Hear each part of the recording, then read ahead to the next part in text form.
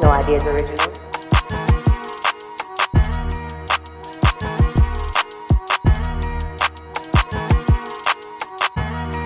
You know it's no ideas original.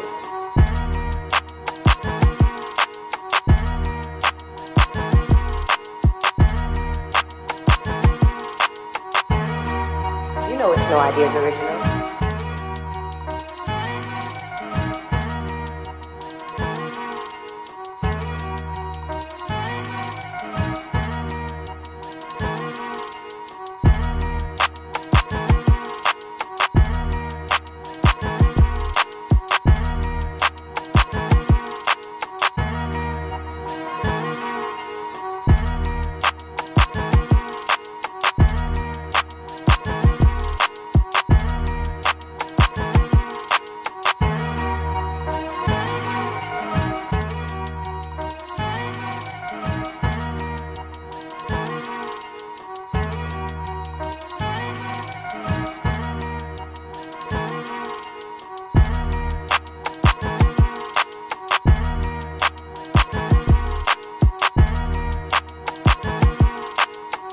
You know it's no ideas original. Easy Rock to the No Ideas Original podcast featuring Shannon, Mr. Rob, and Ken. Thank you for pulling up and having this conversation with us. We appreciate you, and congratulations on being inducted into the Breaking Hall of Fame.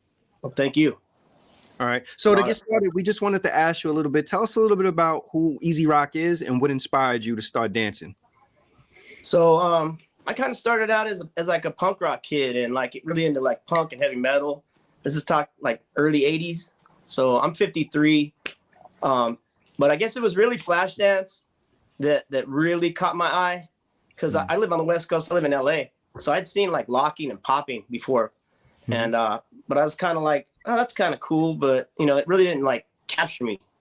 But then when I saw that scene in Flashdance, and then right after that, just everything on TV just started like coming out. And I was just like seeing breaking. Yeah. It was really breaking that I was like, that looks like something that's like super physical, and it was kind of punk rock in a way. It was sort of like throwing yourself on the floor, and it just really inspired me. And then after that, then I just started seeing like local kids at school that really we started practicing together. But I always got to say that it was that movie, basically '83, that really I was just like, wow, seeing Rocksteady do their thing. And nice. Yeah. How'd you get the name Easy Rock? I went back and forth with some kind of really corny names. And I just tell us the names, the original names. Nah, well, I liked Easy Rock, but I didn't really stick with it until later on, until like 85. But I thought of it in 83. Well, actually, no, it wasn't 83. It was probably like 84, 85. But I just I was in another group, and I learned flares really early. Right. They were calling me like Flair or Mr. Flair. And I was like, well, that kind of just pigeonholes me into that one move, I didn't right. And I just remember, I remember Flip Rock and Turtle Rock and just all the rocks. And I remember always seeing it too, like spelt with no K at the end. And I never knew why.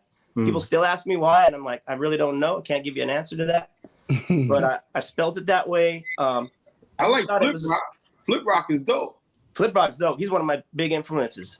You can kind of see it in my stuff. I try to throw flips in when I used to be able to do that. Right. And I just like the way he would throw a flip in, but right back into footwork. Right. And right back in, and then they went in some other combination, and then a flip again. It was never just a flip for flip's sake, Yeah. But and then the easy just was just like, I just thought, well, I'll make it look easy. So I guess that's how it came about. Easy Rock. There you go. We'll tell you how.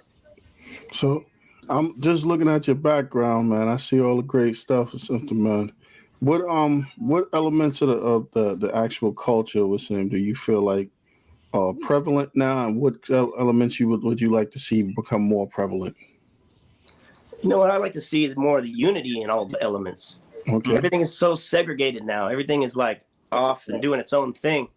Of course, the dance is getting its shine right now, but it's a different form of the dance that's getting the shine. So, it's kind of tough because, my whole thing is hip hop as one big thing.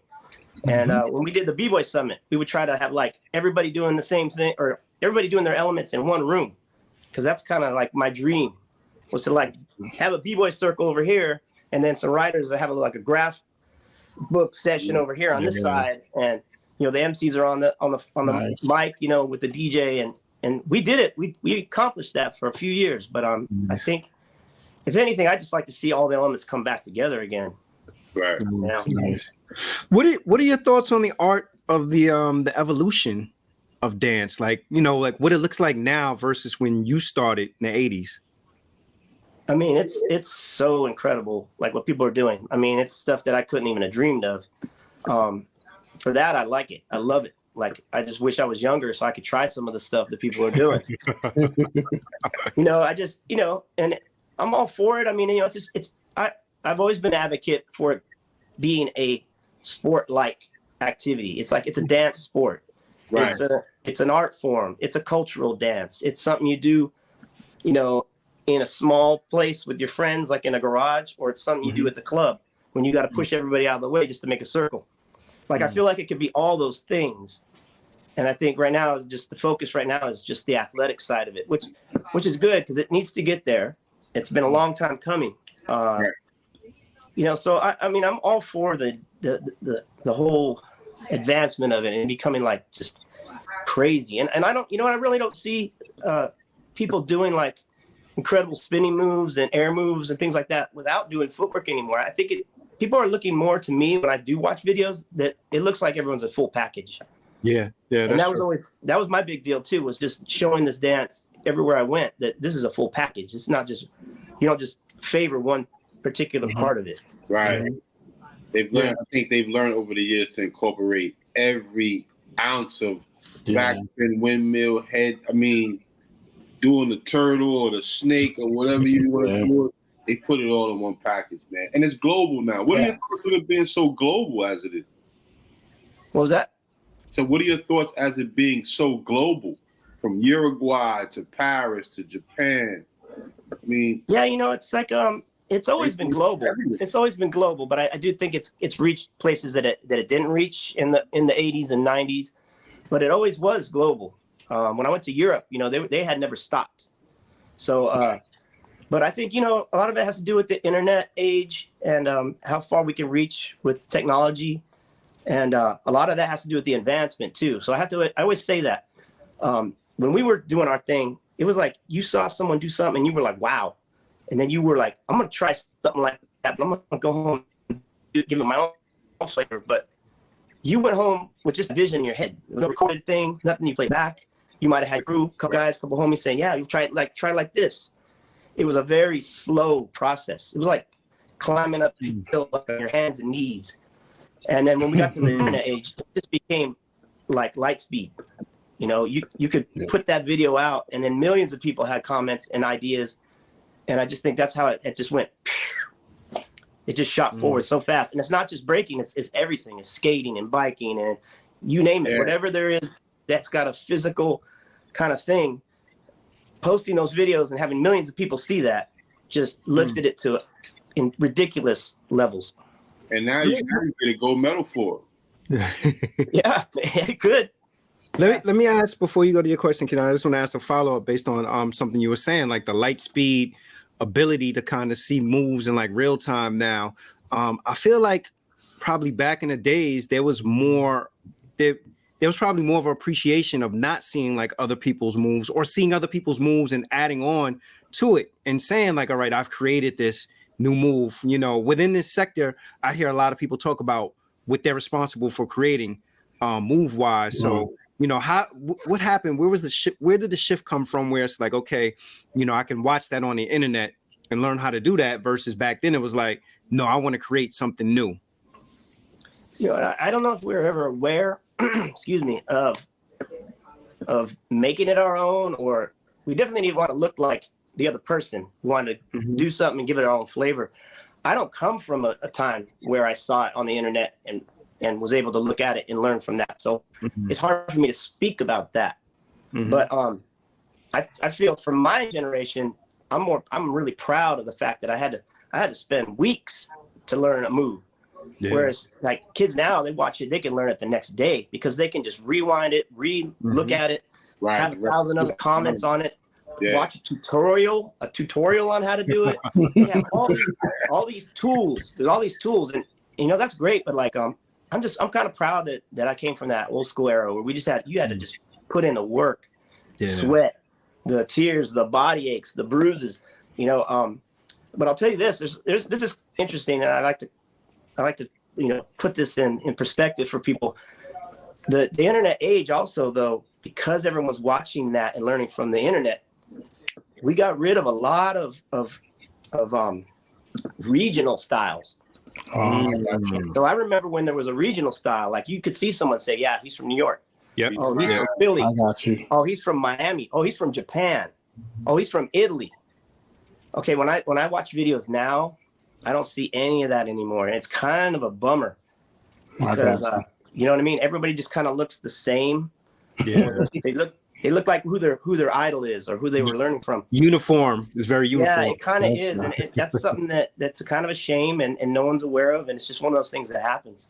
Yeah, Ken. That what you're talking about kind of translates into music and everything else too, with that uniformity where everybody's kind of the same. I guess, you know what? I want to ask more about that question a little bit. Like, how important is it actually to be first, especially when like you got you on one coast and somebody else is on another coast? Like this whole establishment of who did it first, especially in a time where there wasn't video or anything. How important was it to even say that you did it first? Because how would you even confirm that you were the first person when you didn't have any recollection, on coasts or around the world? I'll tell you this. I was just in New York for the award, and it was a trip because I haven't been there in so long, and I hadn't seen a lot of the heads there, and I'd forgotten about that sort of part of it, about like, claiming I did this and claiming I did that. And I sat there. I was with my daughter, and my daughter was like, she was looking at it like she didn't know anybody, but she was like, "Did that guy really create that?" And I was like, "Yeah." But my perspective is okay. So I came from the West Coast, so I can't say I'm not from New York. I didn't create anything, but I've also just gone that way with everything in my life and just been like, it's all been done before. And like I heard stuff that was really questionable, but I'm not gonna be the one to step up and say, "Hey, I don't know about that." I like to if people want to ride that thing and that's their thing and they want to they want to be known as this guy who created this or was the first to do that. I mean, it's still like what I told my daughter, I was like, it's still important to hear these stories. We may never know the answers to them. It always might just be a debate back and forth of who did what first. But I'll tell you this, I mean, here's my opinion, and I don't want to offend anybody. I saw a 1930s like movie once of this Italian guy. He's an acrobat. He's doing backflips on the street. 1930s movie, almost like a silent movie maybe. Yeah. Backflips, lands on his head, does straight drills, does like 5-6 drills, and gets up like almost in a freeze. Wow. If you look this up, you'll find it. I don't know the name of it. Like, I saw it years ago and I said, "Oh my God, that was so B-boy." So I'm like, that's 1930s. Then you can imagine like Shaolin priests and stuff spinning on the head. I mean, yeah, that's true. For people to get up and say like, "I created this move," I don't know, man. Like most of the times I've been like, well, yeah, I'm not gonna say nothing, but I've seen that move. I've seen it before.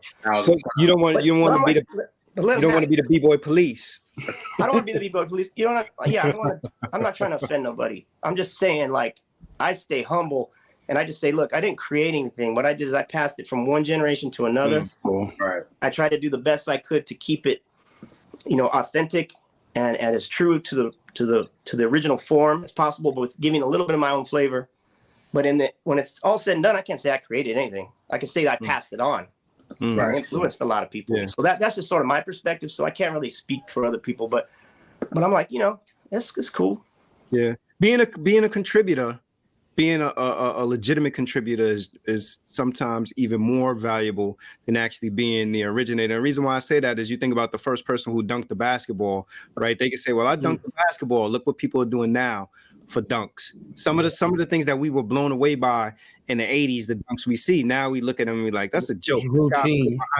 Flip, did this, that, did all these other things. So, right. Contributor that helped to advance whatever the art is, to me, is just as valuable. Well, that's like real quick. That's what I think the importance of this award is, though. Is like being inducted to the Hall of Fame shouldn't be for one particular thing you did. It should just be for the mass of work that you did, the whole contribution you did. Right. And but I do feel like a lot of people who are older fear that they're not getting the recognition. But it was funny because I was in the room and we're all getting recognized. So I didn't understand like why people were going to the extremes of, putting that stamp on. I did this, and we're like, we know you were there.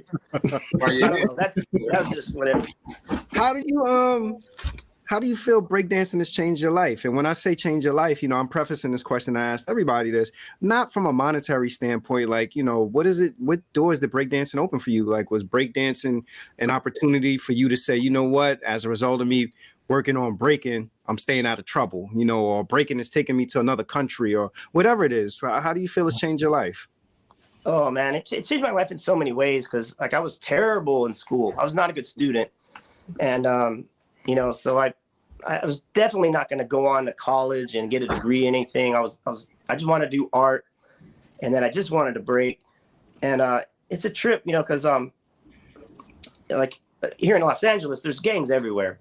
And like I lived in mostly predominantly Latino neighborhoods. All my friends were Chicano and Black, and a lot of them were in gangs. And you want to hang out with those guys. And when you get in your teens, you're sort of like, oh, it's a little bit kind of like, I don't know, it sucks you in a little bit. Mm-hmm. And it kind of started to happen to me. And it was actually the second time around. So the early 80s was just, just trying to get a name and be as good as I could. And I was getting really up there, and I was about to get like on the Vans breaking team and sponsored and stuff. And then everything just tanked. It was like 1986. Everybody just ditched. Nobody wanted to practice anymore. Nobody wanted to dance anymore. Everybody was going into like DJ crews and all whatever we were doing out here. And I kind of had to take a back seat, and that's why I got into BMX riding. So, yeah, I rode BMX for about 6, 7 years, and actually was about to turn pro. But I was like, this breaking and hip hop was just pulling at my heartstrings, and I was like, I just miss breaking. And I would try to break everywhere. I would tour the country, and I would meet breakers who were also BMX riders and skaters. Look at that. And we would get together in all these different states, and like people were like, we heard you were like B-boy. We heard you're a B-boy. And we would break after like these shows and stuff. It was fun. But like it still wasn't enough. And so I kind of hung up my BMX career to go back and just full head on just into breaking. No money. So a lot of times I kick myself because I'm like, wow, what did I do? And I think, you would have seen me in the X Games and stuff, I'm for sure. But I think it was just the destiny. I think it was hip hop. Just some of us are put here to do this, and I think that's part of why like we're being inducted into this Hall of Fame. It's like it's just like I didn't think this would happen. I didn't think that would be an honor I'd ever talk about. I didn't think I'd spend 19 years in Rocksteady crew, and I didn't think I'd travel the world doing this. I did it because it just was pulling at me. It's like something that I just had to do. It's just hard to explain. Like after all the time, like I would say it's a happy accident. How about that? Happy accident. Wow. Pretty dope, man. What was your favorite break beat or favorite break beats to go off on? My favorite song is Yellow Sunshine. I just go off on that. I'm just like, just the combination of the guitar and the beat, and like that kills me. But I also grew up here in Los Angeles, so like in the beginning, wasn't so much about break beats. It was a lot about electro funk. So here in LA, we started out dancing to electro funk, and that's what we thought where it all started. So we hadn't gone back and done our history yet. We hadn't learned about all the different break beats and the whole. We weren't dancing to James Brown really necessarily. What were y'all dancing to? Just the funk? Just the electro funk coming out, after Bam and Soul Sonic Force and all the poppers were into all the electronic beats, really hard hitting stuff and all the just everything electronic. It wasn't really till the 90s that I started like discovering the music and like falling in love with like the classics and really being like, whoa, okay. Now you see that, yeah. So as much as I enjoy hearing like electro funk, it takes me back to like my early days, like when I was kind of innocent and not real rounded. But then when I got into real feeling like the soul of the music, that changed my whole style. And I would dance like with my eyes closed and stuff. I would just let the music take over. Yeah. You get kind of sunk in. It's kind of, I think we can all agree when we love hip hop, man. It's the beat, it's the cadence, it's how you feel and what brings it out of you. It's like, and we all got that memorable beat in our head that we remember. Like, I remember that day I heard that song. Yeah. That's what music does, and I think that relates to dances too. So. Yeah, I like a lot of jazzy beats. So a lot of the stuff that comes from jazz, and like Nautilus, that dun. Oh yeah. And just all the background. I mean, I'm paying attention to all of that. Yeah, I'm just loving it. Yeah, Nautilus. You don't hear a lot of people give Nautilus the credit it deserves, though. Oh, I love that one. Me all too. Instrumental, right? It's just it's dreamy. Yeah. Yeah, Ken. So I know you talked about how like everything's kind of blended together because with the internet where all the styles are different, basically the same. But I noticed that Europe seems to be taking the charge, or say more overseas seems to be taking the charge more so than America or something. What do you think of that whole thing, and how can we possibly get more engagement in the States where we kind of like start to get more involved or driving it a little more? You know what? I'm not familiar with what's going on in Europe right now. I mean, I know they held it down for a long time, as far as just like the technical side of the dance. When I went out there, I'll say the technical side, because when I went out there, I was like full dressed up, like geared up, like 3 different pairs of shoes and fat laces and Kangles, and they looked at me like I was wearing costume or something because they didn't dress like that, which was kind of cool because they were sort of punk rock. They were like, nah, we don't match our clothes, and we wear bummy shit, and that was kind of their vibe. And this is early '90s, so. But after I got down on the floor, they were like, okay, but that wasn't their thing. But they were keeping it alive. So I mean, I don't know about now how they're doing it. I know it's global. I know everyone's pushing the limits, like the physical limits of it. I just don't know who anyone is trying to get back to that root side of it, where it's just a jam. And I always say it's all relevant. Like, we need to have the big jams. We need to have the Olympics. We need to have all this pushing it to the athletic kind of side so that we can start getting money. But we also got to have fun and just like bring the culture back. Just have a jam where it's all there. Yeah. Well, when you started dancing, did you think it would be this big did you think it would make this huge contribution to hip hop? And also, did you think it would stand the test of time and still be around? When I first started, I didn't know anything, because to me, when I first started, it was the hugest thing ever anyway.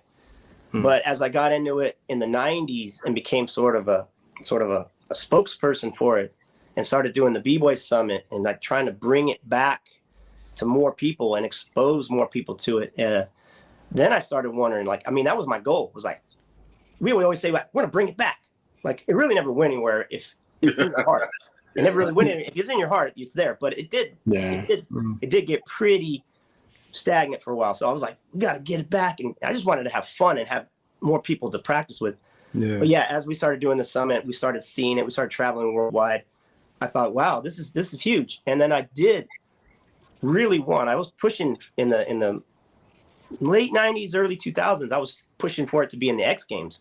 Because I know a lot of pro, BMX riders, pro skaters, and they were all on board to like help me. They were like, let's get this in the X Games. And one thing or another, it just never happened. And I think timing just wasn't the right timing. Yeah, but it'd have been a perfect fit for the X Games, though. Yeah, I think it's a better fit. I mean, people ask me, what do I think about the Olympics? I think the Olympics is good. Everyone's excited, but it's very uniform.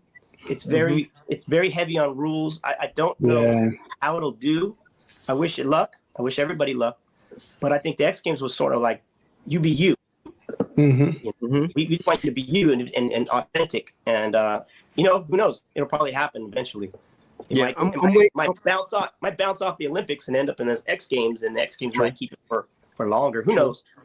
Yeah, I'm waiting to see who the judges are for the Olympics. Yeah, that'll be interesting. Yeah. Are they gonna do this? I'm not one. Yeah, Rob. Now, do you have any, or did you have any go-to moves when it came to competing? You know, like there's always the crowd pleasers. Everyone loves a head spin, you know. So I kind of mastered the head spins, but my whole thing was that I always wanted to make sure that every round I did was as full and complete as possible. Right. Because I didn't want anybody to come at me later and say, "Oh, you just went in the circle and did this like kind of half-assed top rock and jumped on your head." So actually, like my air moves or power, I call them air moves. My power moves, air moves, kind of started to slack towards the peak of my. I would say like the late '90s was my peak. Started to get a little bit slower and weaker because I was adding them in with so much footwork and so many transitions to try to disguise what I was doing. Right. To try to make it all, like I said, flip rock, all just one moving thing. Right. And the more you do that, the more you challenge yourself, and the more you actually, you know, it's harder. It's a lot harder. Exert more energy. Yeah, but go to moves was always a head spin. Always a head spin. I was like, if someone was getting the better of me, I'm like, all right, it's time to squash them. Bam, head spin. Head spin. How about that? That's the killer move. Yeah. There you go.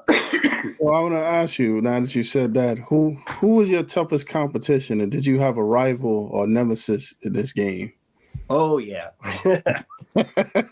I mean, I had a lot of rivals. I mean, I'm that guy who I'll step out and battle somebody, and it's usually someone that I just was rubbing me the wrong way. Like they just were cocky, or they were just like, I don't know.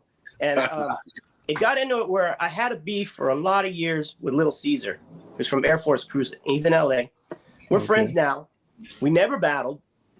Like every time I'd ask to battle him, he would like want to make a show of it or something. And I said, no, right here. And he'd be like, no, I want to do a thing. I want to make an event.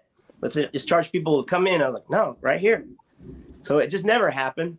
And that was just sort of a thing where it's just one of those people that you see a lot, and there's probably a little bit of jealousy on both sides. And then, you know, but we're cool now. But like, yeah, that was probably my biggest nemesis. That's cool. Shouts to Little Caesar.